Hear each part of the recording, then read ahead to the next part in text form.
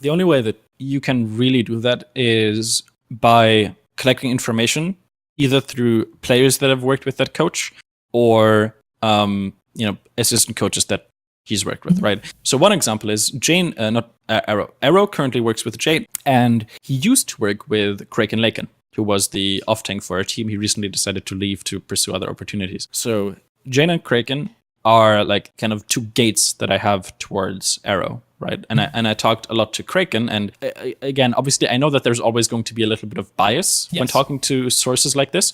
So I tried to maneuver my way around that, and I managed to get like a lot of information about how Arrow teaches or like coaches, what his philosophies essentially are through these ways. And again, you're never going to completely figure out how a coach works until you actually work with them. Yeah. But I would say that I have a pretty accurate understanding of what Arrow's coaching style overall is, what are his strengths, what are his weaknesses, all that sort of stuff. And also just by working with other coaches before, I've seen a lot of coaches work. You also kind of start to understand what styles of coaching are like pretty mainstream, because the thing is, so if Coach B used to work with Coach A as an assistant coach, chances are that Coach B is going to exhibit a lot of the behavior that he learned from Coach A. So by looking at how Coach B coaches, you can get a general idea of which of those techniques that he uses or which approaches he uses, he might have copied from Coach A. So that way you can kind of cross-reference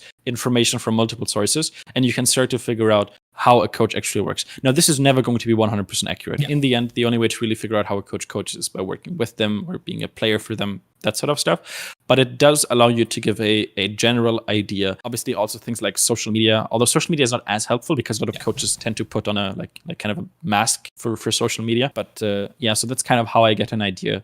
And nowadays, I am in a position where I do generally prefer to underestimate a coach rather than overestimate him. Hey guys, hopefully you enjoyed this clip. Make sure to click the link up above and subscribe and turn on notifications. I put out weekly videos every Wednesday, 9 a.m. Pacific Standard Time.